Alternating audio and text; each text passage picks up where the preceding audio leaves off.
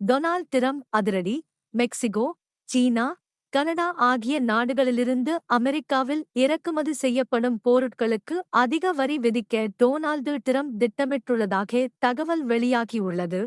Donald Trump அமெரிக்காவின் அடுத்த அதிபராக வரும் ஜனவரி மாதம் 20ஆம் தேதி பதவியேற்க உள்ளார். இந்த நிலையில் சீனா, மெக்சிகோ மற்றும் கனடா ஆகிய நாடுகளிலிருந்து இறக்குமதி செய்யப்படும் பொருட்களுக்கு தலா 25%, சீனாவின் இறக்குமதிக்கு 10% கூடுதல் வரி விதிக்க டிரம்ப் திட்டமிட்டுள்ளதாக கூறப்படுகிறது.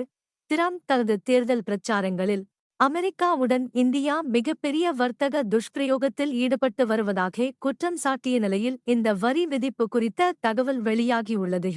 இதன் மூலம் உற்பத்தி துறைக்கான வேலைவாய்ப்புகளை மீண்டும் அமெரிக்காவுக்கே திரும்ப கொண்டு வரவும் வர்த்தக பேரங்களை அதிகரிக்கவும் டிரம்ப் திட்டமிட்டுள்ளதாக கூறப்படுகிறது. அமெரிக்காவிற்கு சுமார் $5.7 பில்லியன் மதிப்பிலான பொருட்களை சுங்க வரி இல்லாமல் ஜிஎஸ்பி திட்டத்தின் கீழ் இந்தியா ஏற்றுமதி செய்து மிக பெரும் பலனை அடைந்து வந்தது. ஆனால் கடந்த 2019ஆம் ஆண்டில் இந்த அந்தஸ்தை இந்தியா இழந்தது.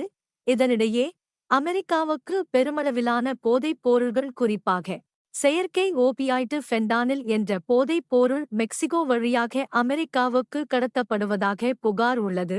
இது தொடர்பாக பல முறை எச்சரித்தும் சீன அரசு நடவடிக்கை எதுவும் எடுக்கவில்லை என்று டிரம்ப் தெரிவித்துள்ளார்.